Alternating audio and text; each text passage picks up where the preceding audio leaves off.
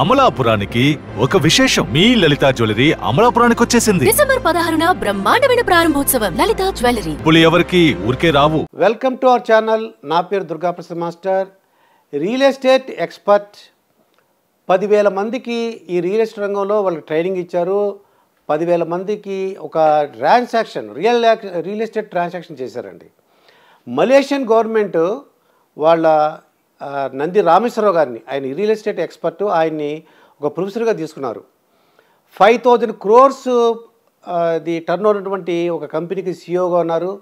ఆయన ఈరోజు మనతో పాటు ఉన్నారు. సార్ నమస్కారం. సార్ నమస్కారం అండి. సార్ నిజంగా మీ రియల్ ఎస్టేట్లో చాలా డౌట్లు ఉన్నాయి సార్ నాకు. Before elections, after elections. Before election అయితే మనకి ఎలక్షన్ ముందు కదా అని చెప్పేసి రియల్ ఎస్టేట్ కొనుక్కోకూడదా, ఇన్వెస్ట్ చేయకూడదు, చాలా డౌట్లు అండి. అవును. సరే, ఇప్పుడు ఎలక్షన్స్ అయిపోయినాయి, గవర్నమెంట్ మారిందండి. బీఆర్ఎస్ గవర్నమెంట్ నుంచి మన కాంగ్రెస్ గవర్నమెంట్ వచ్చింది. ఎలా ఉంటుందో అని చెప్పి భయంగా ఉంటుందండి. అంటే ఇది కొనుక్కోవచ్చా, కొనుక్కోకూడదా, ధరలు పెరుగుతాయా లేకపోతే తగ్గిపోతాయా, లేకపోతే అలాగే ఉంటాయా, పెరిగితే ఎటువైపు పెరుగుతాయి, తగ్గితే ఎటువైపు తగ్గిపోతాయి, ఇవన్నీ కూడా మీరు చెప్తారని చెప్పి మిమ్మల్ని ఒక ఇంటర్వ్యూ పిలిచాను సార్. సో ఇది $1 million క్వశ్చన్ దుర్గాప్రసాద్ గారు. మీరు నేను రాజకీయాల్లో విశ్లేషణ కాదు, రియల్ ఎస్టేట్లో చెప్పగలుగుతాను. రాజకీయాలకి నాకు లింక్ లేదు, నాకు ఏ పార్టీ అన్నా ఒకటే. కాబట్టి మీరు అడిగారు కాబట్టి ప్రేక్షకుల కోసం నాకు తెలిసిన ఒపీనియన్, ఇది నా పర్సనల్ ఒపీనియన్ షేర్ చేస్తాను. ఓకే. సో ఫస్ట్ మీరు అడిగిన క్వశ్చన్కి, ఎలక్షన్ గవర్నమెంట్ మారిపోయింది. ఎలక్షన్ ముందు ఇప్పుడే కాదండి, గత 5, 6, 7 టర్మ్స్ చంద్రబాబు నాయుడు గారు ఉన్నప్పుడు, చంద్రబాబు నాయుడు మళ్ళీ కాంగ్రెస్ వచ్చింది, కాంగ్రెస్ తర్వాత మళ్ళీ బీఆర్ఎస్ వచ్చింది, బీఆర్ఎస్ తర్వాత మళ్ళీ ఇప్పుడు కాంగ్రెస్ వచ్చింది. సో గవర్నమెంట్ మారినందువల్ల రియల్ ఎస్టేట్ గ్రోత్ ఎవరు ఆపలేరండి. ఎందుకంటే దీనికి రీజన్ చెప్తాను. గవర్నమెంట్ ఇప్పుడు అప్పుల్లో ఉందా, లాభాల్లో ఉందా? అప్పుల్లో ఉందండి. మన ఏపీ కానీ తెలంగాణ కానీ అప్పుల్లో ఉన్నది. మన బిగ్ బ్రదర్ స్మాల్ బ్రదర్ అంతే తేడా, మిగతా అన్నీ సేమ్ టు సేమ్. సో అప్పులు తీర్చాలంటే ఏం కావాలి? మనకి డబ్బులు కావాలి. డబ్బులు సంపాదించాలి. డబ్బులు ఎక్కడి నుండి వస్తున్నాయి? ఇప్పుడు ఒకప్పుడు అగ్రికల్చర్ ఎట్లానే ఉన్నది, ఎప్పుడు ఉంటుంది. తర్వాత సాఫ్ట్వేర్ బాగా వచ్చింది, ఫార్మా రంగం వచ్చింది. ఇప్పుడు లేటెస్ట్గా రియల్ ఎస్టేట్ వీళ్ళందరినీ బీట్ చేసి వచ్చేసింది. సాఫ్ట్వేర్లో ఇప్పుడు ఉద్యోగాలు తీసేస్తున్నారు, రియల్ ఎస్టేట్లో ఉద్యోగాలు తీసుకుంటున్నారు. సో గవర్నమెంట్కి డబ్బు కావాలంటే the fastest quickest way to get money is from real estate. ఎందుకంటే రోటీ కపడా మకాన్లో ఒకటి మకాన్. సో రోటీ కపడా బాగా ఎస్టాబ్లిష్ అయ్యాయి, మకాన్ అనేది ఇంకా ఎస్టాబ్లిష్ అవ్వాల్సిన ఎంతో టైం ఉంది, ఇంకెంతో రిక్వైర్మెంట్ ఉంది. So by 2000 future of real estate ఏంటంటే, బై 2030 $1 trillion, బై 2040 $10 trillion, అంటే కొన్ని లక్షల కోట్లు, $1 trillion. అదేవిధంగా 75 million జాబ్స్ ఉత్పన్నం అవబోతున్నాయి. సో దీన్ని క్యాటర్ చేయడానికి మన దగ్గర ప్రొఫెషనల్సే లేరు as far as future is concern. ఇక్కడ గవర్నమెంట్కి వచ్చేసరికి, ఇప్పుడు మీరు ఒక మాట చెప్పండి, మీరు పబ్లిక్లో మీరు కూడా తిరుగుతారు, మీకు కూడా రియల్ ఎస్టేట్ అవగాహన ఉంది. గత 6 నెలలుగా మంద ఉంది అంటున్నారు. ఏ బిల్డర్ అయినా రేట్లు తగ్గించాడా? తగ్గియలేదు. మరి మందం ఉందని ఎట్లా అనుకుంటారు? కొద్దిగా ఉంటుంది, 19-20గా ఒక 5-10% కరెక్షన్ ఉంది. కరెక్షన్ లేదంటలేదు, కొద్దిగా స్లో, మొత్తం జీరో అవుతుంది. ఎందుకంటే రియల్ ఎస్టేట్లో ఇన్వెస్ట్ చేసేటప్పుడు 3-4 పర్పస్లు ఉంటాయి. సో అది ఒకసారి చెప్పి మళ్ళీ మీ క్వశ్చన్కి వస్తాం. ఫస్ట్ పర్పస్, మనం ఉండడానికి కొనుక్కుంటాం, అయితే రెంట్ తీసుకుంటాం, సేల్కి అయితే సేల్ తీసుకుంటాం. రెండోది ట్రేడింగ్ చేస్తాం. మీ దగ్గర కొని నేను ఒక 6 నెలలు 1 year పెట్టుకొని మూడో వ్యక్తికి అమ్మేస్తాం. మూడోది రిటర్న్ ఆన్ ఇన్వెస్ట్మెంట్, అంటే నాకు రెంటల్ ఇన్కమ్ కావాలి, నేను పెట్టిన ఇన్ని కోట్లకి ఇంత ఇన్కమ్ కావాలి. నాలుగోది చివరిది లాంగ్ టర్మ్, అంటే నేను ఒక 10 సంవత్సరాలు కొని పెట్టేస్తాను, 5 నుండి 10 సంవత్సరాలు కొని పెట్టేస్తాను, నా మనోడికో నా కొడుకో ఎవరికొరికి ఉపయోగపడుతుంది. ఇన్వెస్ట్మెంట్గా అనుకోవచ్చు, ఇన్వెస్ట్మెంట్గానే అనుకోవచ్చు. సో ఈ 4 రకాలు ఉన్నాయి. సో ఇప్పుడు చూసుకుంటే ట్రేడింగు కొద్ది తగ్గింది, ఎందుకంటే స్పెక్యులేషన్ ఛాన్స్ తీసుకోలేదు. బట్ క్యాప్టివ్ కన్జంప్షన్, ఫస్ట్ చెప్పింది మనం ఉండడానికి క్యాప్టివ్ కన్జంప్షన్ అంటారు. ఆ క్యాప్టివ్ కన్జంప్షన్ ఎప్పుడు ఉంటుంది? పెళ్ళి అయిందంటే వాడికి ఇల్లు కావాలండి. బెంగళూరులో జాబ్ వచ్చింది, లేదా బెంగళూరు నుండి హైదరాబాద్ వచ్చి జాబ్ వచ్చింది, వాడికి ఇల్లు కావాలి, ఉండాలా లేదా? అయితే రెంట్కి ఉండాలి, లేదా సేల్కి ఉండాలి, పర్చేస్కి ఉండాలి. సో ఆ రిక్వైర్మెంట్ ఎవరు ఆపరండి, ఎందుకంటే ఉద్యోగం మానేరు కదా. ఉద్యోగాలు వస్తుంటే, ట్రాన్స్ఫర్ అవుతుంటే, గవర్నమెంట్ జాబ్స్ వస్తాయి, ప్రైవేట్ జాబ్స్ వస్తాయి, డిఫరెంట్ జాబ్స్. ఆ జాబ్ వచ్చినట్టు కదా ఇల్లు కావాలి, 2 bedroom 3 bedroom పక్కన పెడితే డిపెండింగ్ ఆన్ ద బడ్జెట్ కావాలి. సో రియల్ ఎస్టేట్ అనేది పూర్తిగా పడిపోవడం అనేది లేదండి. మీరు అడిగిన క్వశ్చన్కి డౌన్ అయిందంటే ఒక 10% కరెక్షన్ అవుతుంది. అండ్ ఇప్పుడు మన హైదరాబాద్లో చాలా వరకు ప్రైస్ హైప్ అయిపోయింది. ఇప్పుడు కోకాపేట 100 కోట్లు అన్నారు, అది నిజంగా 100 కోట్లు అంటే హైప్, అది ఎక్కువ కాలం ఉండదు బబుల్. ఎందుకంటే అది ఆప్షన్లో తీసుకున్నారు, డబ్బులు కూడా కొట్టలేదు చాలామంది. అయితే ఇది మేబీ ఒక స్టంట్. ఎవరు స్టంట్ అంటే బిగ్ బిజినెస్ మ్యాన్, ఇండస్ట్రియలిస్ట్, పొలిటీషియన్లు ఇవన్నీ ఉంటారు కదా. వీళ్ళు ఏం చేశారంటే కోకాపేట దగ్గర ఉంది నియోపాలిస్ అని, దాని చుట్టూ మొత్తం 500 ఎకరాల ల్యాండ్ ఉంది. ఇప్పుడు మనకి ఎలక్షన్లో ఆప్షన్లో పెట్టింది 90-95 ఎకరాలు, ఇంకా 400 ఎకరాలు ఉంది. ఇది కాకుండా వేరే ల్యాండ్ ఉంది. ఆ వేరే ల్యాండ్ కొనుక్కొని ముందే తర్వాత ఇది హైప్ చేసి ఉండొచ్చుగా. ఇది ఒక అబ్జర్వేషన్, ఎక్కడో చూశాను న్యూస్లో, అది ఎంతవరకు కరెక్ట్ అని తెలియదు. ఇది ఎక్కడైనా ఏదైనా చేవల్ల డెవలప్ అయిందని ముందు ఒకటి కొనేస్తారు, అమరావతి డెవలప్ అంటే అన్ని అందరూ పొలిటికల్ అనేది అందరూ అదే ఒక స్టంట్. ఇక్కడ కూడా అది అయింది అన్న, ఎందుకంటే ఆప్షన్కి చేసిన డబ్బులు కట్టకపోతే మరి అర్థం ఏంటి అంటే 100 కోట్లు ఎక్కువ. అక్కడ ఒకళ్ళిద్దరు మంచి డెవలపర్స్ ఉంటారు, మంచి ఈక్వేషన్ ఉంటుంది. వాళ్ళు ఇప్పుడు రాజపుష్పాన్ని కొన్నారు, ఆ ల్యాండ్ అక్కడ ఉంది, ఆ ల్యాండ్ కానుకొని ఈ ల్యాండ్ ఉంది కూడా కొనుక్కున్నారు. వాళ్ళకు బెనిఫిట్, అందరికీ ఆ బెనిఫిట్ ఉండకపోవచ్చు కదా. సో నేను అనేది ఏంటంటే రేట్లు అనేది ఒక 5-10% కరెక్షన్ అయింది. ఫర్ ఇన్ఫర్మేషన్, జూలై ఆగస్ట్ నెలలో దాదాపు 5,000 రిజిస్ట్రేషన్స్ అయినాయి. గవర్నమెంట్కి 4,000-5,000 కోట్ల ఇన్కమ్ వచ్చింది. అంటే సంవత్సరానికి ఎంత వస్తుందో మీరు ఆలోచించుకోండి. ఓకే. సో ఇన్కమ్ ఎక్కడ ఆగలేదు. మీరు ఏ రిజిస్ట్రేషన్ అవ్వకుండా రష్ ఉంటారు, జనాలు ఉంటారు. మార్కెట్లో డబ్బులు లేవుంటారు. ఏ హోటల్కి వెళ్ళండి ఖాళీ ఉంటుందా, ఏ సినిమా హాల్కి వెళ్ళండి ఖాళీగా ఉంటుందా, ఏ షాపింగ్ మాల్కి వెళ్ళండి, జనాల దగ్గర డబ్బు విపరీతంగా ఉంది. ఎస్పెషల్లీ సౌత్ హైదరాబాద్లో is known for new things, new concepts.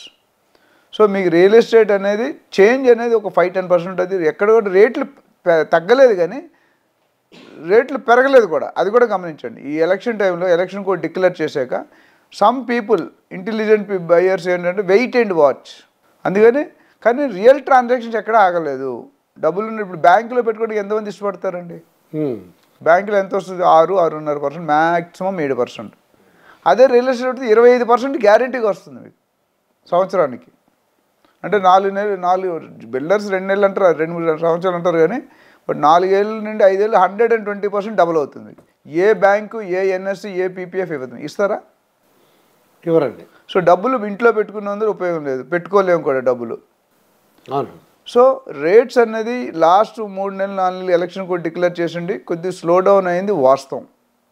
But zero అయిపోలేదు, లేదా -0 అవ్వలేదు. ఎప్పుడు ఎవ్రీ 2-3 మంత్స్ రియల్ ఎస్టేట్లో రేట్లు పెంచుతారు. అడుగుకి 200, లేకపోతే గజానికి 300 అలా పెంచుకుంటూ. ఈసారి పెంచడం జరగలే, ఒక స్టేబిలిటీ కరెక్షన్ అయిపోయి స్టేబుల్గా అయిపోయింది. ఇప్పుడు నెక్స్ట్ మీరు అడిగారు ఎలక్షన్ తర్వాత గవర్నమెంట్కి సంబంధం ఏ గవర్నమెంట్ వచ్చినా రియల్ ఎస్టేట్ డెవలప్ అయింది. మీరు చెప్పండి, చంద్రబాబు నాయుడు టైం, రామారావు గారి టైంలో డెవలప్ అవ్వలేదా? చంద్రబాబు నాయుడు గారి టైంలో డెవలప్ అవ్వలేదా? రాజశేఖర రెడ్డి టైంలో, అన్నింటి గవర్నమెంట్ ఏ గవర్నమెంట్ డెవలప్ అవ్వలేదు. అది ఇప్పుడు రియల్ ఎస్టేట్ ఎలా ఉందంటే ప్రీవియస్ గవర్నమెంట్స్ టాప్ గేర్లో పెట్టారు. కార్కి ఎన్ని గేర్ ఉంటాయి? 5 గేర్స్ ఉంటాయి, ఒక రివర్స్ ఉంటుంది. 1లో స్లోగా నడుస్తుంది, 2లో ఇంకొద్ది స్పీడ్, 3లో ఇంకొద్ది స్పీడ్, 4, 5. 5లో టాప్ గేర్. టాప్ గేర్ని మీరు ఫస్ట్ గేర్ రాండి డైరెక్ట్ రాగలరా? రాలేరు కదా, స్టెప్ వేసుకుంటాను, స్టెప్స్ ఉంటాయి. సో అందుకని మీరు రియల్ ఎస్టేట్ పడిపోవడం అనేది ఉండదండి. Hyderabad is the fastest city, growing city in the country. And మీకు ఒక మాట చెప్తాను, ఇప్పటి వరకు మనం అమెరికాలో ఉన్నానంటే గర్వంగా చెప్పుకుంటాం, లండన్లో ఉన్నామంటే గర్వంగా చెప్పుకుంటాం. There will be one fine day. నేను రియల్ ఎస్టేట్ గత ఇన్ని సంవత్సరాలుగా చూసిన చేంజ్ ఒకటైతే చెప్తాను, there will be one fine day where people will be happy to tell I'm working in Hyderabad, I'm staying in Hyderabad. ఆ స్టేజ్కి వస్తుందండి. అది ఒక ప్రెస్టేజ్గా అవుతుంది. ప్రెస్టేజ్ అంటే హైదరాబాద్ గర్వంగా చెప్పుకుంటాడు, నేను హైదరాబాద్లో ఉన్నాను అని. అది సో ఉన్నప్పుడు ఇంక దానికి మించింది ఇంక మన అమెరికాకి ఎందుకు పోతున్నాం? ఎక్కువ జీతాలు, ఆ జీతాలు ఇక్కడే వస్తాయి మీకు. ఇప్పుడు ఆల్రెడీ వస్తున్నాయి. మన ఇండియన్స్ ఉన్న ఇంటెలిజెన్స్ మిగతా వాళ్ళకి తక్కువ. ఇప్పుడు అమెరికాలో మీరు చూసుకుంటే డబ్బులు సంపాదించడం మన వాళ్ళు ఎక్కువ ఉన్నారు వాళ్ళకంట. అందుకనే మనం వీసాలు ఇవ్వం, కట్ చేస్తాం, తగ్గిస్తాం, హెచ్బి1 ఇవన్నీ చెప్తుంటారు గవర్నమెంట్. అవును. సో మనకున్న ఐక్యూ లెవెల్స్ వేరండి. ఒక ఎక్కడో సర్వేలో చూశాను, every 4th engineer in America is from India, every 4th engineer from India is from south, every 4th engineer from south is from Andhra. Okay, ఇది వాస్తవం. అందుకని అక్కడ వెళ్ళి రెస్టారెంట్ అయినా, హాస్పిటల్స్ అయినా, ఇంజనీరింగ్ అయినా మన వాళ్ళు లీడ్ చేస్తున్నారు. ఎంటైర్ వరల్డ్లో మనకున్న కెపబిలిటీ ఉంది. మన ఇండియాలో అప్పుడు ఒక 30 years బ్యాక్ ఫెసిలిటీస్ లేవు, విసురుబాటు లేదు. కాబట్టి జనాలు ఇప్పుడు సత్యనాడల్లో ఎక్కడండి, Hyderabad public school, Sundar పిచ్చాయి, almost 10 multinational company మన ఇండియా వాళ్ళు CEOs ఉన్నారు. అది అదే మనం భయపడక్కలేదు. ముందు ఏంటంటే భయపడక్కలేదు, కొనుక్కోవడానికి ముందుకు రావచ్చు అనమాట అండి. ఇప్పుడు కొనుక్కోవడానికి నాకు తెలిసినంత వరకు ఇప్పుడే మంచి టైం అండి. ఎందుకంటే బిల్డర్స్ ఇన్వెంటరీ పైలప్ అయింది కదా, స్లో డౌన్ అయింది ఓకే.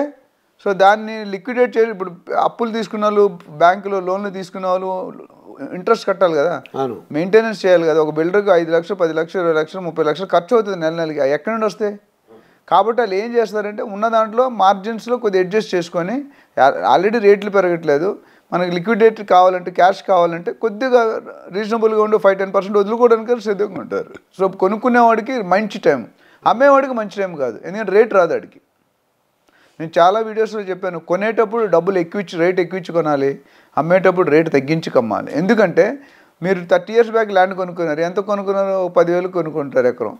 ఈరోజు 2 లక్షలు అయిపోయింది. మీరు లాభం ఆల్రెడీ పొందారు మీరు, కానీ బయ్యర్ ఇంకా పొందవలసిన అవసరం ఉంది. అందుకే నేను చాలా చెప్పాను, రియల్ ఎస్టేట్ లాలో when you buy you pay high, you get a good piece, north east అలాంటివి. వెన్ యూ సెల్ రెడ్యూస్ 5% అనేది మార్కెట్ ఇమీడియట్ సేల్ అవుతుంది. సో ఇది ఇంకోటి ఏంటంటే, పాత పర్మిషన్లు ఏవైతే పాత గవర్నమెంట్ ఇచ్చిందో అవి ఏం ఆగవండి, అవి కన్స్ట్రక్షన్. ఎందుకంటే కంప్లీషన్ టైం ఉంటుంది దానికి. ఇప్పుడు జూన్లో తీసుకున్నాడు పాత గవర్నమెంట్, అప్పుడు పర్మిషన్ తీసుకుంటే డిటీసీపీ కానీ ఏదైనా హెచ్చుండే కానీ 2 సంవత్సరాలు 3 సంవత్సరాలు టైం ఇస్తారు. ఇప్పుడు ఆల్రెడీ 6 నెలలు అయిపోయింది. వీళ్ళు 1 year ఖాళీగా కూర్చొని టైం అయిపోతే పర్మిషన్ పోతుంది, కొలాప్స్ అవుతుంది. అండ్ రేరా వచ్చిన తర్వాత, రేరా అనేది చాలా గుడ్ ఇనిషియేటివ్ అండి by both central government and state government. ఎందుకంటే రేరా వచ్చాక గవర్నమెంట్ డిపెండెన్సీ తగ్గిపోయింది. And RERA is a very powerful body. బిల్డర్ని కానీ, కస్టమర్ని కానీ, ఏజెంట్ కానీ ముగ్గురిని కూడా ఏమైనా ఫ్రాడ్స్ చేస్తే జైల్లో పెట్టవచ్చు, పెనాల్టీ వేయచ్చు, అంత విసురుబాటు ఇచ్చారు రేరా. ఓకే. సో గవర్నమెంట్ అంత ఎందుకు ఫోకస్ చేస్తుంటే, రియల్ ఎస్టేట్లో ఉన్నంత డబ్బు, ఉన్న వేగం, మనం జెట్ స్పీడ్లో పరిగెడుతున్నాం. ఈరోజు హైదరాబాద్కు ఉన్న అడ్వాంటేజ్ ఏంటంటే 4 పక్కల డెవలప్ అవుతుంది. చెన్నైకి ఆ ఫెసిలిటీ లేదు, పూణేకి ఆ ఫెసిలిటీ లేదు, ముంబైకి ఆ ఫెసిలిటీ లేదు, మనకుంది. అయితే గవర్నమెంట్ మారినా సరే అంటే ఇన్వెస్టర్ ముందుకు రావచ్చు కొనుక్కోవడానికి, 100% రావచ్చు. ఈ రియల్ ఎస్టేట్లో గవర్నమెంట్తో సంబంధం లేదు, ఉన్నది అది మైల్డ్ ఇంపాక్ట్, నెగ్లిజిబుల్. అంటే కొంతమంది తెలియక రేవంత్ రెడ్డి వచ్చాడు ఏమవుతుంది అన్నారు. మీకు ఒక వీడియో చూపిస్తాను సార్, చూపించండి. ఆ రేవంత్ రెడ్డిది ఆయన ఏం మాట్లాడాడు. రేవంత్ రెడ్డి అనగానే గుర్తొచ్చేది రియల్ ఎస్టేట్. ఆ రియల్ ఎస్టేట్ ఫ్యామిలీ నుంచి వచ్చినోని నేను. ఔటర్ రింగ్ రోడ్ వేయకంటే ముందే కోకాపేటలో గేటెడ్ కమ్యూనిటీస్ కట్టినోని. సో రియల్ ఈ ఇన్వెస్టర్స్ భయం ఏంటంటే కొత్తగా సీఎం వచ్చాడు రేవంత్ రెడ్డి, ఏం చేస్తాడో అలా అనుందండి. ఆయన ఏం చెప్తున్నాడు చూడండి. దీన్ని బట్టి మీకు పబ్లిక్ లోకులు కాకులు అంటారు కదా, 100 మంది ఒపీనియన్ ఉంటుందండి. ఆ ఒపీనియన్స్ అన్నీ కరెక్ట్గా ఉన్నాయి. ఇప్పుడు ఓట్లో పోలింగ్లో చెప్పారు కాంగ్రెస్ రాదని చెప్పారు, బీఆర్ఎస్ వస్తుందని చెప్పారు, ఒక్కొక్కడు ఒకలా చెప్పాడు. ఫైనల్గా ఏమైంది? 15 ఇన్స్టిట్యూట్లు రీసెర్చ్ చేశాయి సర్వే. ఏమైంది రిజల్ట్స్? వాళ్ళు చెప్పినవి ఏవి కాకుండా తారుమారు అయిపోయాయి, కొన్ని కలిసినాయి. సో నేను అనేది అంటే రేవంత్ రెడ్డి గారు వచ్చినా, మరొకరు వచ్చినా, గవర్నమెంట్ ఇప్పుడు నరేంద్ర మోడీ గారు ఇండియాలో లేకపోతే కంట్రీ ఆగిపోద్దా? ఆగదండి. ఇప్పుడు ఇందిరాగాంధీ లేకపోతే కంట్రీ ఆగిపోయిందా? రాజీవ్ గాంధీ లేకపోతే కంట్రీ ఆగిపోయిందా? చంద్రబాబు నాయుడు లేకపోతే కంట్రీ ఆగిందా? స్టేట్ ఆగలేదు కదా. ఇప్పుడు రామారావు గారు దగ్గర నుండి, కాంగ్రెస్ నుండి రామారావు గారు వచ్చిన అదే డౌట్ ఎక్స్ప్రెస్ చేశారు, అసలు సిటీ ఏమైపోతుంది, రామారావు సినిమా యాక్టరు రామారావు గారు, ఆయన ఏం చేస్తాడు అన్నారు. బట్ ఆయన పెంచాడు. ఆయన తర్వాత కాంగ్రెస్ వచ్చింది. ఈ కాంగ్రెస్ ఎప్పుడు అదొక టైపు హైకమాండ్ అక్కడ ఉంటుంది, ఇక్కడ లోకల్లో డెసిషన్. రాజశేఖర రెడ్డి ఉన్నాడు, లెఫ్ట్ అండ్ రైట్ డెసిషన్ తీసుకున్నాడు ఆయన. ఎవరైనా ఆపారు ఆయన్ని? 108 దగ్గర నుండి ఇంకా వాటర్ అదర్ స్కీములన్నీ. అయితే రేవంత్ రెడ్డి గారు వచ్చినా మనం భయపడక్కర్లేదు. నాకు తెలిసి వాళ్ళు సర్వైవ్ అవ్వాలంటే, వాళ్ళు క్యాబినెట్ రన్ అవ్వాలి, గవర్నమెంట్ రన్ అవ్వాలంటే వాళ్ళు డబ్బులు కావాలి సార్. డబ్బులు కావాలంటే ఎక్కడి నుంచి వస్తాయి? ఫస్ట్ క్విక్ మనీ వచ్చేది. ఇవాళ పెడితే రేపు వచ్చే డబ్బులు ఏంటంటే రియల్ ఎస్టేట్. 1000 కోట్లు రిజిస్ట్రేషన్ ద్వారా 1000 కోట్లు, నెలకి 4-5 వేల కోట్లు వస్తుంది మినిమం నాకు తెలుసు. ఓవరాల్గా 30-40 వేల కోట్లు అయితే ఉంటుంది. ఇప్పుడు ఈయన ఏమైనా రియల్ ఎస్టేట్లో ఫింగర్ చేశారు అనుకోండి, ఏమైనా ఎక్కువ తక్కువ చేస్తే గవర్నమెంట్కి లాసు. ఆల్రెడీ 1,00,000 కోట్లు అప్పులు ఉన్నారు, మరి ఇంకొన్ని అప్పులు యాడ్ అయితే ఎంతవరకు ఉంటారు పబ్లిక్? మీరు ఇప్పుడు ఉన్న స్కీమ్స్ 6 స్కీమ్స్ ఏవైతే ఇచ్చారో దానికి కొన్ని వేల కోట్లు అవుతాయి, 1000 కోట్లు 1,00,000 కోట్లు. అది ఇవ్వాలంటే డబ్బులు జనరేట్ చేయాలి కదా, రెవెన్యూ జనరేట్ చేయకుంటే ఎట్లా? ఇప్పుడు చంద్రబాబు నాయుడు దగ్గర నుండి, కాంగ్రెస్ నుండి మన బీఆర్ఎస్ వచ్చినప్పుడు కూడా అదే అన్నారు, కేసీఆర్ గారు అంతకుముందు లేరు కదా, రియల్ ఎస్టేట్ తెలుసా లేదా అంటే, కేసీఆర్ గారు వచ్చాక బాగానే బ్రహ్మాండంగా రేట్లు పెరిగినాయి. ఇప్పుడు రేవంత్ రెడ్డి కూడా నేను అదే ఫీల్డ్లో ఉన్నాను, నేను నీకు అద్భుతంగా రేట్లు పెరుగుతాయి అని చెప్పి సార్, నేను ఇక్కడ మీకు ఒక మాట చెప్తాను సార్. లైఫ్లో పైకి రావాలంటే నా కాన్సెప్ట్ ఫార్ములా ఉన్నాయండి. ఒకటి ఏంటంటే నీకు తెలిసింది బాగా తెలియాలి, తెలిసింది బాగా తెలియాలి, తెలియంది ఎలా తెలుసుకోవాలో తెలుసుకోవాలి, అంతే మ్యాటర్. ఏ ప్రాబ్లమ్ సార్ ఇప్పుడు రేవంత్ రెడ్డి గారు మొత్తం అన్ని డిపార్ట్మెంట్ చూడండి, ఓవరాల్ హెడ్ చేస్తాడు, is head of the entire state. అవునండి. ఆయన కింద ఇప్పుడు కేటీఆర్ గారు ఉన్నప్పుడు కూడా ఇంకొకరు ఇప్పుడు జయేష్ రంజన్ గారు వీళ్ళందరూ చాలా famous roles, very important roles. ఇప్పుడు ఎవరు స్మితా సబరివాల్ ఎవరు కూడా ఎవరు ఉన్నారు, అవునండి, ఐఏఎస్ ఆఫీసర్, మంచి రోల్. ఇప్పుడు వీళ్ళకి సపోర్ట్ ఉంటుంది కదండి. వీళ్ళు ఏంటంటే దాన్ని పవర్గా డెసిషన్ తీసుకుంటారు, బట్ ఇంప్లిమెంట్ చేయాల్సింది వాళ్ళు డౌన్ ది లెవెల్ టీం ఉంటుంది. అవునండి. సో రేవంత్ రెడ్డి గారు ఫిజికల్గా కన్స్ట్రక్షన్ లక్కీగా ఆయన రియల్ ఎస్టేట్లో ఉన్నారు, లేకపోయినా రియల్ ఎస్టేట్. ఇప్పుడు కేటీఆర్ గారు అంతమంది రియల్ ఎస్టేట్లో ఉన్నారా? లేరండి, అమెరికా నుంచి చదువుకుని వచ్చాడు ఆయన. వచ్చారు మరి, ఆయన చేశాడు, ఐటీలో బాగా చేశారు. మున్సిపల్ డిపార్ట్మెంట్ ఆయనే చెప్పారు, ఐటీ మంచి జాబ్ అండి, మున్సిపల్ లేబర్ జాబ్ అని చెప్పాడు ఒకసారి అక్కడ కేటీఆర్ గారు. అవునండి. అందరూ పాజిటివ్ సైడ్ ఆఫ్ ఐటీ చూస్తారు, but negative side of municipal అంటే మేమే కాదు, మా వర్కర్స్ కూడా కాలువలు, బురదలు, నాలాలు ఇవన్నీ కూడా మేమే చూసుకోవాలంటాడు.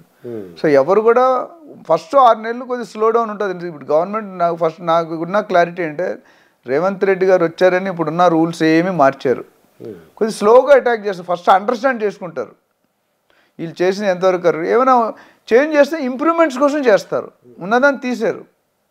ఈ టైంలో మనం ఇన్వెస్ట్ చేయడం మంచిదంటారా? నా ప్రకారం అయితే ఇన్వెస్ట్ చేయడం మంచిదండి.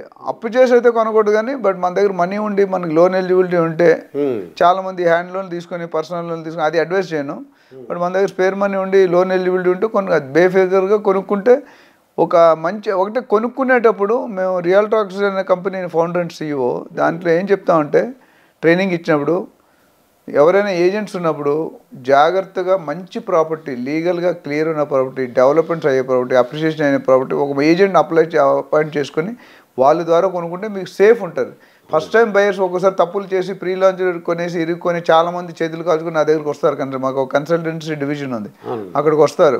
బెస్ట్ ఇన్వెస్ట్మెంట్ అడ్వైజర్ అని ఒక సెల్ ఉంది.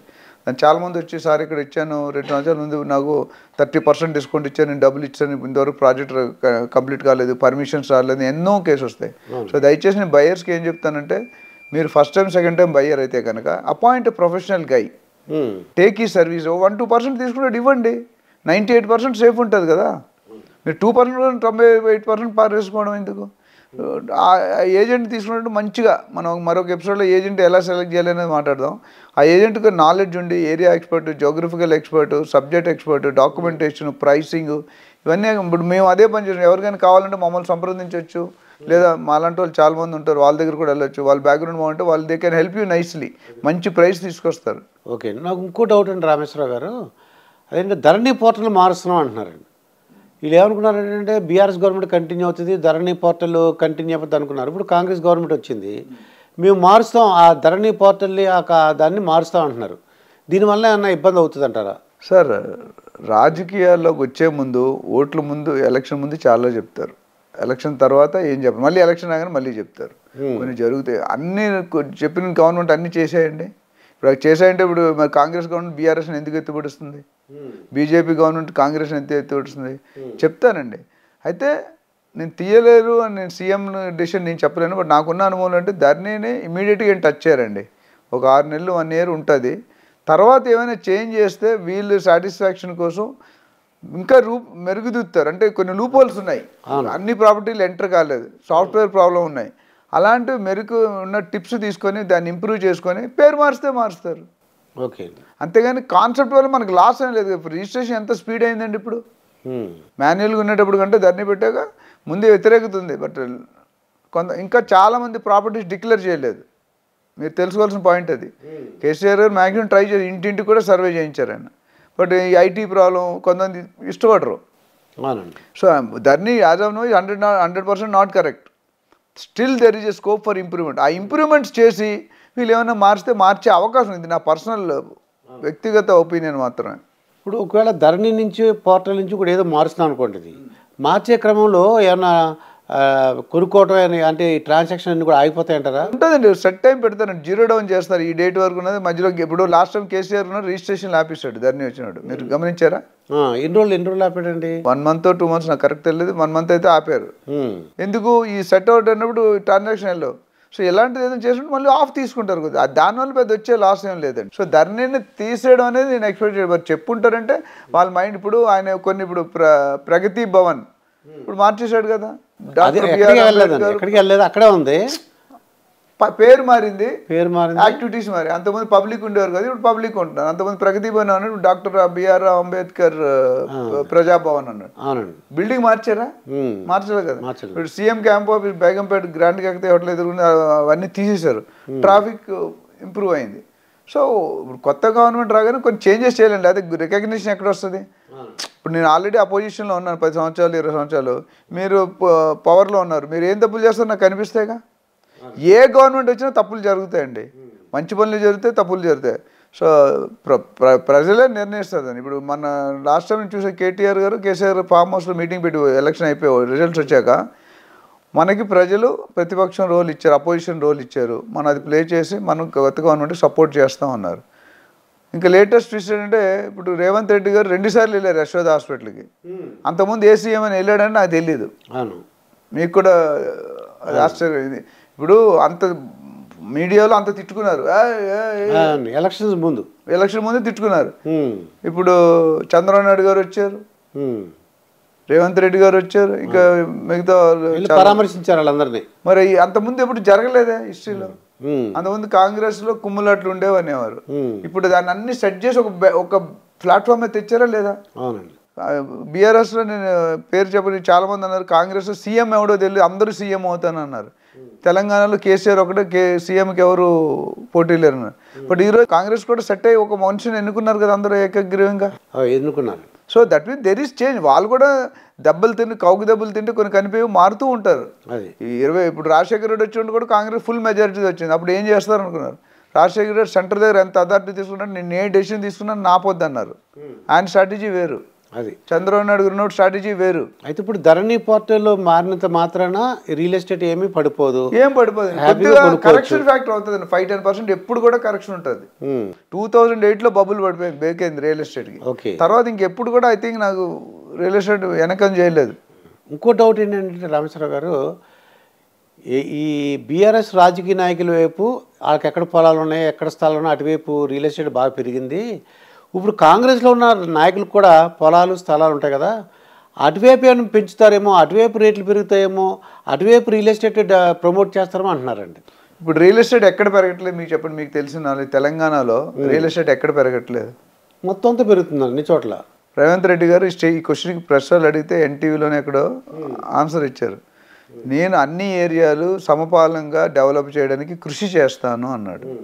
సో ఎందుకంటే ఆయన డబ్బులు కావాలి, గవర్నమెంట్కి డబ్బులు కావాలి, డబ్బులు వచ్చేది. సో వాళ్ళు నాకు తెలిసి ఎక్కడ ఆపడానికి ట్రై చేయరు. ఇప్పుడు ఎక్కడో ఇప్పుడు ఒక ఫ్యామిలీలో 5 పిల్లలు ఉన్నారు అనుకోండి, 5 పిల్లలు టేస్ట్లు వేరు ఉంటారు. ఒక అమ్మాయి ప్యాంటు షర్ట్ వేస్తే, ఒక అమ్మాయి చీర కట్టుకుంటుంది, ఒక అమ్మాయి లంగావని, ఒకటే మదర్ ఒకటే పెరిగిన వాతావరణం కల్చర్. అమెరికాలో పెరిగితే అట్లా ఏంటంటే వచ్చినప్పుడు మెయిన్ స్ట్రీమ్స్ దెబ్బతిన్నాడు. ఇవన్నీ మెయిన్ సబ్జెక్ట్స్. కార్డియాలజీ ఎలా ఇంపార్టెంట్ సబ్జెక్టో అట్లా ఈ real estate one of the important revenue generation. Cash cow అంటారు దీన్ని. క్యాష్ ఫ్లో ఎక్కడ నుండి వస్తుంటే ఇమీడియట్గా వచ్చేది అదే. అది ఇప్పుడు రేట్లు పెరిగాను, గజానికి సపోజ్ 5,000 పెంచారనుకోండి, ఎంత అయిన రెవెన్యూ? ఇప్పుడు పెరగలేదు, కొన్ని రోజుల తర్వాత డెఫినెట్గా పెరుగుతాయి. నాకు తెలిసి సడన్గా మార్పు చేయడం చాలా, నేను ఇందాక చెప్పిన ఎగ్జాంపుల్ 5th గేర్ నుండి 1st గేర్కి వెళ్ళడం చాలా కష్టం. 5th నుండి 4th వెళ్ళాలి, 4th నుండి 3rd వెళ్ళాలి, 3rd నుండి సైడ్. సో ఇదంతా గేర్ మార్చుకుంటూ రావాలండి. ఇప్పుడు ఆయన ఎందుకు బాగా టాప్ గేర్ స్లో ఎందుకు చేస్తాడు? బెనిఫిట్ ఏంటి ఆపితే? రన్ చేస్తే. అండ్ ఆయన ఇప్పుడు ఇచ్చిన స్టేట్మెంట్లు మనం కేసీఆర్ చెప్పినవి చేసినా కూడా కొన్ని కంటిన్యూ చేయడానికి ట్రై చేసిన, కొన్ని మారుస్తాడు. ఏవైతే లూప్ హోల్స్ ఉన్నాయో, ఎక్కడైతే స్కామ్స్ జరిగినాయో సంథింగ్ మ్యాక్సిమం ట్రై చేస్తానని చెప్పాడు ఆయన. రేవంత్ రెడ్డి గారు చాలా క్లియర్గా ఉన్నాడు స్టేట్మెంట్లో. డెవలప్మెంట్ అన్ని ఏరియాలకి నేను సమపాలన ఇస్తాను, ప్రజలతో ఎక్కువ అవైలబుల్ ఉంటాను. సో అక్కడ ఇప్పుడు చంద్రబాబు నాయుడు గారు ఉన్నప్పుడు రైతులకి జరగలేదని ఆయన అప్పుడు డిఫీట్ అయినట్టు విన్నాను నేను. ఇప్పుడు ఇక్కడ ఈయన పాయింట్లు రెడీ ఎస్టాబ్లిష్ చేస్తున్నారు, ఇంప్లిమెంట్ చేస్తున్నారు. ప్రజలకి చేరువ అవుతాం అంటుంది కాంగ్రెస్ పార్టీ. ప్రజా దర్బార్ పెట్టాడు కదా, పెట్టినప్పుడు అందరూ ఎంతోమంది జనాలు వచ్చారు, వాళ్ళు బాధలు ఎన్ని చేస్తారో లేదో అట్లీస్ట్ బాధలు అయితే విన్నారు. అవునండి, చేస్తారు. అప్పుడు అన్నీ చేయడం సాధ్యం కాదండి, కొన్ని చేసినా. ఇప్పుడు ఆడవాళ్ళకి ఫ్రీ అన్నారు, ఫ్రీ బస్సు ఇంప్లిమెంట్ చేశారు. ఆల్రెడీ 2 ఇంప్లిమెంట్ చేశారు, మిగతా కూడా 100 రోజుల్లోనే ఏదో చెప్పారు ఇంప్లిమెంట్ చేస్తానని. ఈ ఫ్రీ బస్ విషయంలో ఒకళ్ళు ఏమంటారంటే ఆటోలు దెబ్బతింటా అన్నారు, ఇంకోళ్ళు ఏమంటారంటే దీనివల్ల మనకి ఇన్కమ్ పెరుగుద్ది అంటున్నారండి. సార్ పబ్లిక్ ఎన్నో మాట్లాడతారు సార్. మీరు ఆ సీట్లో కూర్చుంటే ఇప్పుడు మనం క్రికెట్ మ్యాచ్ చూస్తాం, అరే వాడు ఇంత చెత్తగా అక్కడ వెళ్ళి నువ్వు నిల్చొని ఆడితే తెలుస్తుంది గేమ్. పక్క నుండి చెరువు ఒడ్డు నుండి నువ్వు దోక్కుంటా నేను స్విమ్మింగ్ చేస్తానంటే కాదు కదా. ఇప్పుడు మనకు మ్యాచ్లో టీవీలో చూస్తాం మనం, అరే ఇది ఉట్టిన అవుట్ అయిపోయాడు రా, అది ఎందుకు అవుట్ అయిపోయాడు, అక్కడ బాల్ నీకు కనిపించింది వేరు, అక్కడ జరిగేది బౌండరీ లైన్ దగ్గర ఉంటే బౌండరీ లైన్కి 10 మీటర్ల దూరం మన బౌండరీ లైన్ పక్కనే ఉన్నట్టు ఉంటుంది టీవీలో. సో నేను అనేది ఏంటంటే పబ్లిక్ ఎవడు ఏ సీఎం అని వదిలేస్తారు చెప్పండి, ఏ సీఎం అని పొగడలేదు, ఏ సీఎం అని తిట్టలేదు, మీరు చెప్పండి ఒక్క సీఎం పేరు చెప్పండి. ఇట్స్ నేచర్, మన నేచర్ ఆఫ్ పీపుల్. మనం you're in democratic country, you can talk anything. But చేసేవాడికి తెలుసు, దున్నేవాడికి తెలుస్తుంది కష్టం ఏంటని. నడిచే ఎద్దునే కొడతానంటారు, నడవని ఎద్దుని కొట్టరు, ఎందుకు నడిచే ఎద్దుని కొడితే ఇంకొద్ది స్పీడ్ పరిగెడుతుందని. నడవని ఎద్దుని పనికి రావడానికి పక్కన పెట్టేస్తారు. సో ఆ సీఎం గారు నేను అనేది నేను ఏ సీఎంకి ఫేవర్ చేయట్లేదు, అపోజిషన్ మాట్లాడట్లేదు. నేను అనేది ఏంటంటే ఉన్న ఫ్యాక్ట్ చెప్తున్నారు. ఇప్పుడు ఒక థాట్, నాకు స్టైల్ ఉంటుందండి. చంద్రబాబు నాయుడు గారు స్టైల్ వేరు, ఆయన గుడ్ సీఈఓ అన్నారు పొలిటీషియన్ కంట. బట్ ఆయన చేసిన పనులు కూడా అట్లనే ఉన్నాయి. అది డెవలప్ చేస్తూ పోయారు రాజశేఖర రెడ్డి గారు. దాని తర్వాత కాంగ్రెస్ వచ్చింది, కాంగ్రెస్ గవర్నమెంట్ కూడా డెవలప్ అయింది, డెవలప్ అవ్వలేదా? సో అంటే కొద్దిగా 10% ఇటు అటు ఉంటే కొంతమంది అగ్రెసివ్గా ఉంటారు, కొంతమంది స్లోగా ఉంటారు, కొంత సైలెంట్గా ఉంటారు, కొంతమంది అగ్రెసివ్గా చేసిన తక్కువ డబ్బా ఎక్కువ కొట్టుకుంటారు. ఇవన్నిటితో చట్టం దాని పని చేసిపోద్దండి. ఒకరు వచ్చారు ఒకరు లేదని ఆపరు. అయితే రీసెంట్గా నేను కేసీఆర్ గవర్నమెంట్ వచ్చిన తర్వాత ఎంఐజీ ఎల్ఐజీలని నేను వెళ్ళలేదండి. కానీ ఇప్పుడు రేవంత్ రెడ్డి ఏమంటాడంటే మిడిల్ క్లాస్ పీపుల్ కూడా స్థలాలు పొలాలు కొనుక్కునేలాగా రేట్లు నేను ఎంఐజీ ఎల్ఐజీ అంటే లోయర్ ఇన్కమ్ గ్రూప్ వాళ్ళని దృష్టిలో పెట్టుకుని ఇంకోటి కూడా ఉందండి, హెచ్ఐజీ కూడా ఉంది. LIG, MIG, HIG. HIG top class, MIG middle class, LIG poor people lower section. ఇటువంటి నేను డెవలప్ చేస్తాను అని చెప్తున్నారండి. ఇప్పుడు మరి చేయాలి కదా సార్. ఇప్పుడు ఎంతో మందికి ఇప్పటికి కూడా మంచినీళ్ళు తాగడానికి 4 కిలోమీటర్లు తెచ్చుకుంటారు, పవర్ లేదు, ఉండడానికి గృహం లేదు.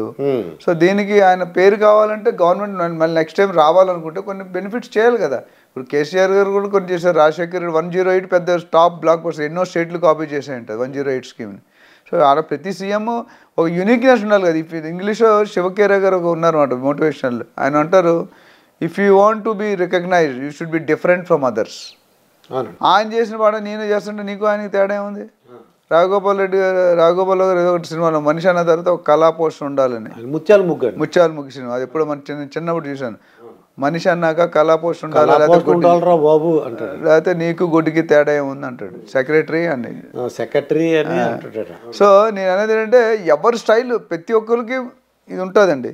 దీన్ని ఎలా ఉపయోగించుకుంటాం అనేది ఇంపార్టెంట్. ఎంత ఫాస్ట్గా ఇప్పుడు హార్డ్ వర్క్ చేయడం వేరు, స్మార్ట్ వర్క్ చేయడం వేరు.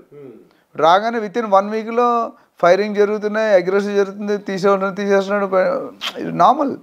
ప్రజాభవన్ డే చేసాడు ఆ రోజు ముందే అయిపోయింది అన్ని మాత్రం. సో దానివల్ల లాస్ వచ్చిందంటే ఏం లాస్ లేదు, పబ్లిక్ ఆర్ హ్యాపీ. మరి పెద్ద ఆయన అంత ముందు చేయలేదంటే అది ఆయన స్టైల్. ఆయన ఇంప్రూవ్మెంట్ చేసిన జాగాలో ఆయన ఇంప్రూవ్ చేశారు కదా. అయితే ఈ ఎల్ఐజీ, ఎంఐజీ, హెచ్ఐజీ కూడా చాలా మంచిదన్నమాట. ఆ కాన్సెప్ట్ ఎప్పుడు బట్టి ఉందండి. ఇప్పుడు జనరల్గా ఎక్కువ మనం గవర్నమెంట్ ఇచ్చేవని ఎల్ఐజీ కేటర్లో పడతాయండి.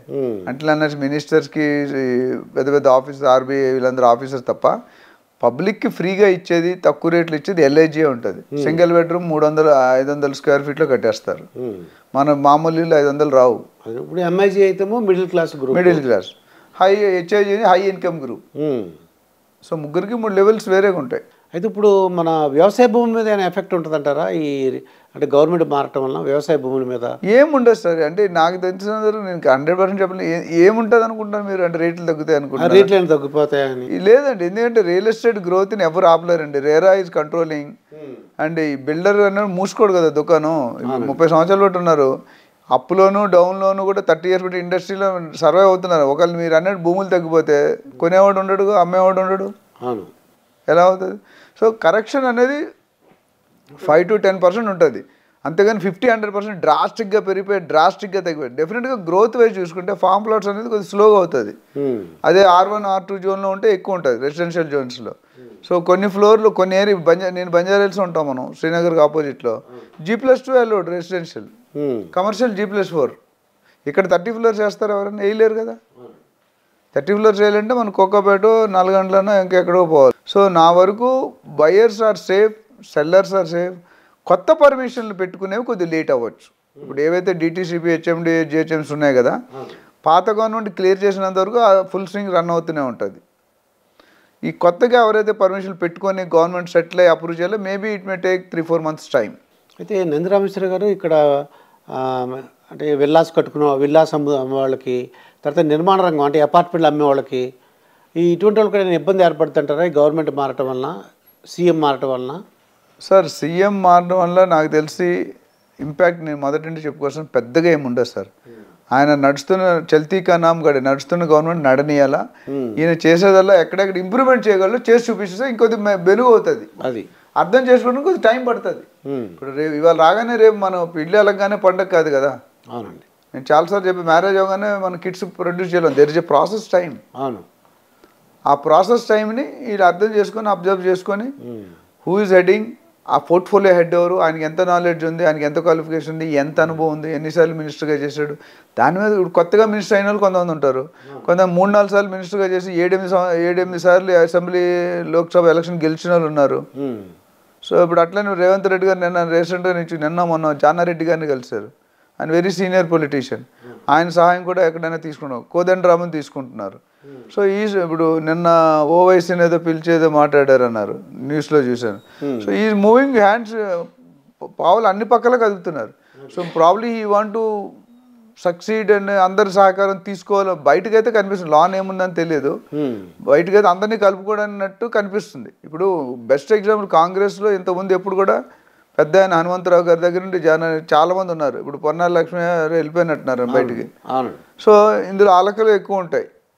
అందరూ సీనియర్ పొజిషన్ ఉన్నారు, ఎవరు సీఎం అవ్వాలన్నది. సో అంతకుముందు గవర్నమెంట్ అక్కడే ఫెయిల్యూర్ అయ్యారు కాంగ్రెస్. ఒకటి ఇంటర్నల్ కొమ్లాట్లో ఇప్పుడు ఏం చేసి ఈయన ఒక 1 yearలో ఒక ప్లాట్ఫామ్లో పెట్టాడు అందరినీ.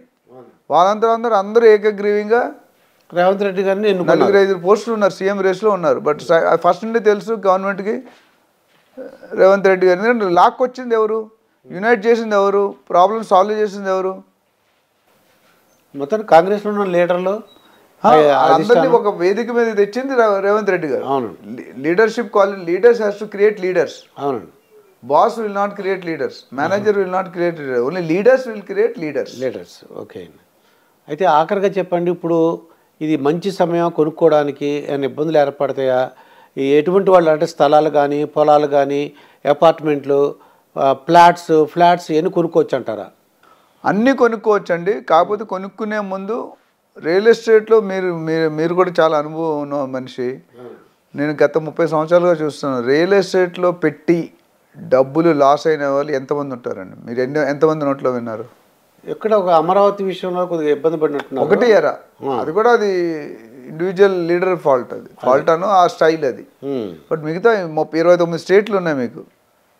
29 స్టేట్లో రియల్ ఎస్టేట్లో డబ్బులు పెట్టి లాస్ అయిన వాళ్ళు దాఖలాలు చాలా ఉండవని, జీరో అని చెప్పను కానీ చాలా బేరు మినిమం, నెగ్లిజిబుల్.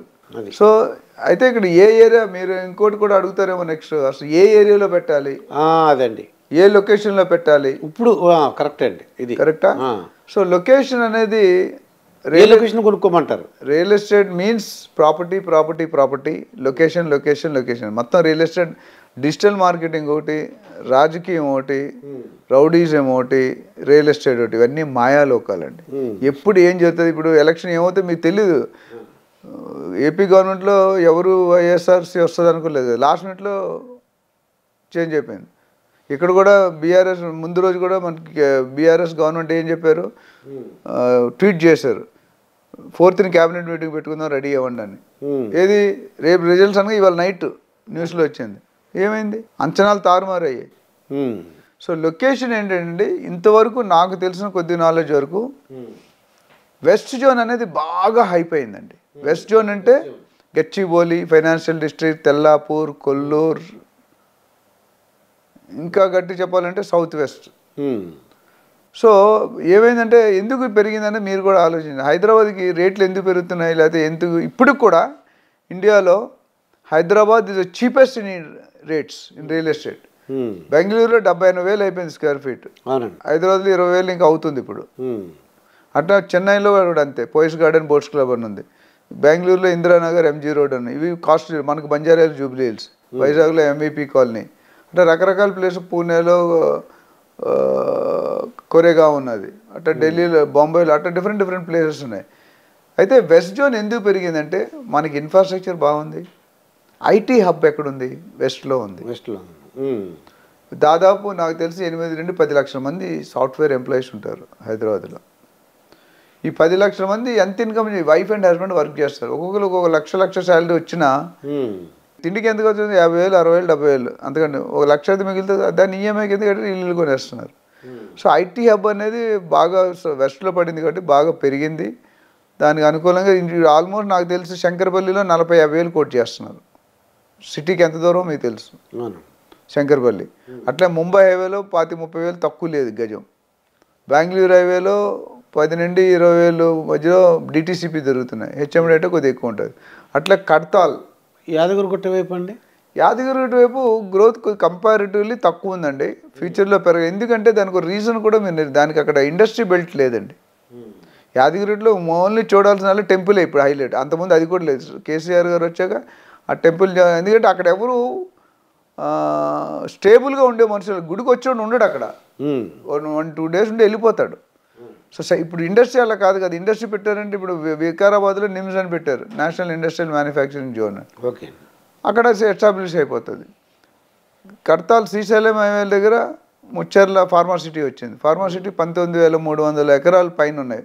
అందులో 3,000-4,000 ఎకరాలు ఓన్లీ రెసిడెంట్స్కి, అంటే ల్యాండ్ పూలింగ్ ఇచ్చిన వాళ్ళకి, తర్వాత ఫార్మాసిటీ ఎంప్లాయీస్కి. ఇప్పుడు ఫార్మాసిటీలో దాదాపు 4-5 లక్షల మంది ఎంప్లాయ్ అవుతారు. ఫుల్ ఫామ్లో వస్తుంది. మేబీ 5 సంవత్సరాలు పడుతుందా, 10 సంవత్సరాలు పడుతుంది. ఆ రోడ్డు యాక్చువల్లీ నిజానికి అన్ని రోడ్లు బాగున్నాయి. కంపారిటివ్లీ ఏంటంటే ఒకప్పుడు వెస్ట్ పెరిగింది. ఇప్పుడు వెస్ట్లో నేను బయర్కి ఇచ్చే అడ్వైజ్ ఏంటంటే ఆల్రెడీ రేట్లు అప్రిషియేట్ అయిన దగ్గర కొనకండి. ఎందుకంటే ఎక్కువ, ఇప్పుడు నేను ఫర్ ఎగ్జాంపుల్ చెప్తే బంజారా హిల్స్ 3.5 లక్షలు ఉంది గజం. ఇప్పుడు నేను కొనుక్కుంటా, 5 years తర్వాత ఎంత అవుద్ది అనుకుంటున్నారు? 4 లక్షలు వచ్చేమో. అయితే గ్రేట్ అది.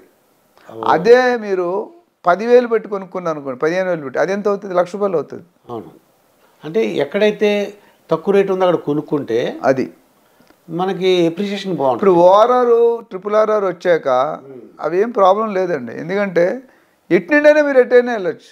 That's the benefit of ORR. అవును, మీరు పటాంజలి వెళ్ళినా, ఇటు మాసప్ ట్యాంక్ వెళ్ళినా, అటు ఎక్కడికి వెళ్ళినా, కొల్లూరు వెళ్ళినా, అన్నిటికీ ఎగ్జిట్ నెంబర్స్ ఉన్నాయి.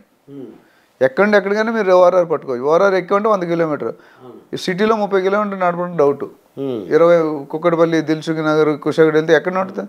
20 km/h నడిస్తే ఎక్కువ. అక్కడ ఓఆర్ఆర్ ఎక్కాక హాఫ్ అవర్. ఇప్పుడు లేటెస్ట్ మన ట్రైన్ ఏదో పెట్టారు, బెంగళూరు టు హైదరాబాద్ 2.5 hours అంట. ఒకప్పుడు 10 గంటలు ఉండేది.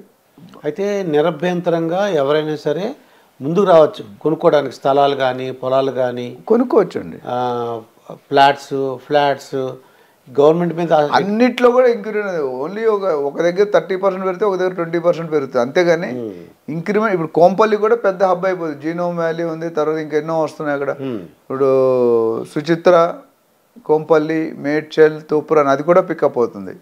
యాదగిరిగుట్ట, కోంపల్లి కొద్ది స్లో అయింది కానీ ఇండస్ట్రీ బెల్ట్ అనుకున్నంత రాలేదు. వేరాజ్ ఇక్కడ వెస్ట్ జోన్లో బాగా ఇండస్ట్రీ వచ్చింది, ఐటీ హబ్ వచ్చింది, చాలా ఇండస్ట్రీలు వచ్చాయి.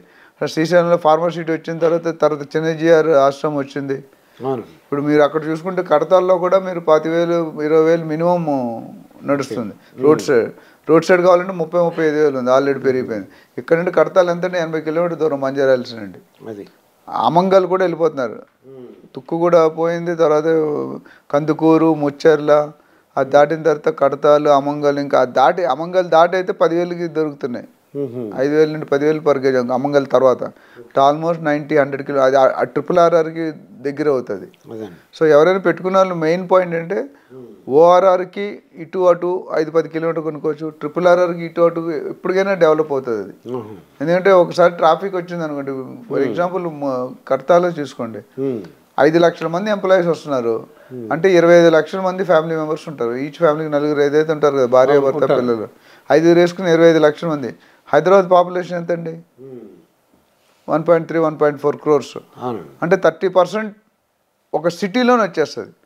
రేపు పొద్దుట మీరు నెక్స్ట్ 111 జీవో ఒకవేళ ఎత్తేస్తారా అని అడుగుతున్నారు. 111 జీవో అనేది స్టేట్ గవర్నమెంట్ చేతుల్లో. చాలా మంది భయపడుతున్నారు. ఇప్పుడు ఎత్తేస్తామని చెప్పడం, మన పాత గవర్నమెంట్ 10 years నుంచి చెప్తూనే వచ్చింది. మరి ఎందుకు ఎత్తలేదు? ఎలక్షన్ ముందు బాగా హైప్ ఉంటుంది, తర్వాత మామూలు నార్మల్ అవుతుంది. మళ్ళీ ఎలక్షన్ రాగానే మళ్ళీ 2 terms చూసాం కదా. అది రాజశేఖర రెడ్డి గారు ఉన్న దగ్గర నుండి 111 జీవో గురించి మాట్లాడుతున్నారు.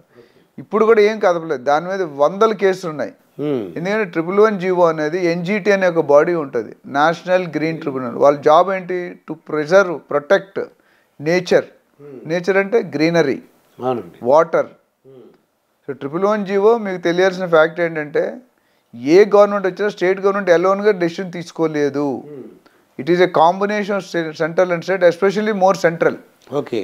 ఎందుకంటే స్టేట్ వాళ్ళు సెంట్రల్ పవర్స్ వేరు ఉంటాయి కదా. ఇప్పుడు సిఐఎస్ఎఫ్ అని ఉంటుంది, సెంట్రల్ ఇండస్ట్రియల్ సెక్యూరిటీ. వాళ్ళకున్న పవర్స్ పోలీసు వాడికి ఉండవు. అవునండి. వాళ్ళు ఎవరి మాట వినరు. ఎస్పెషల్లీ బిహెచ్ఎల్ పబ్లిక్ సెక్టర్స్ వాటిలో వాళ్ళే ఉంటారు. ఎయిర్పోర్ట్లో వాళ్ళు ఎవరైనా మీరు ఏమనంటే ముందు పక్కనే వేస్తారు. నాకు వాటి తెలుసు వీటి అవి ఏముండవు, ఫస్ట్ నువ్వు బ్యాగ్ ఓపెన్ చేసి చెక్ చేయండి అంటాడు, ఏంటంటే తీసే అంటాడు. నాకు ఎమ్మెల్యే తెలుసు, ఎంపీ తెలుసు, ఐఏఎస్ అవన్నీ పట్టించుకోరు. అలాగే ఎన్జిటి కూడా they don't worry about the state government, they will worry about the nature of the country. అది వాటర్ అవైలబుల్, వాటర్ రిసోర్సెస్. ఇప్పుడు వాటర్కి ఎలా కొట్లాట జరిగితే మీకు తెలుసు కదా. అవునండి. ఓన్లీ ఇంకా మటర్స్ అవ్వట్లేదు, అంతవరకు వచ్చేసాయి. గవర్నమెంట్ లెవెల్లో కొట్టుకుంటున్నారు. అది అయితే ఇదండి నంది రామేశ్వరరావు గారు రియల్ ఎస్టేట్ ఎక్స్పర్ట్ చెప్పిన విశేషాలు ఏంటంటే సీఎం రేవంత్ రెడ్డి అయ్యారు, కేసీఆర్ లేరు, ఇలాగే మీరు ఏం భయపడక్కర్లేదు, చక్కగా కొనుక్కోవచ్చు, ఇది మంచి టైం అని చెప్తున్నారు. అంటే వ్యవసాయ భూములు కానీ ఫ్లాట్స్ అపార్ట్మెంట్ రంగం ఏదైనా సరే అది ఎక్కడైనా స్థలాలు పొలాలు కొనుక్కోవచ్చని నిర్భయంగా కొనుక్కోవచ్చు. ధరణి పోర్టల్ ఉన్నా ఇంకోటి కొత్తగా వచ్చినా ఏం జరిగినా సరే రియల్ ఎస్టేట్ రంగం పెరుగుతుంది కానీ తగ్గదని చెప్తున్నారండి. మరొక వీడియోతో మీ ముందుంటాను. మీ దుర్గా ప్రసాద్ మాస్టర్.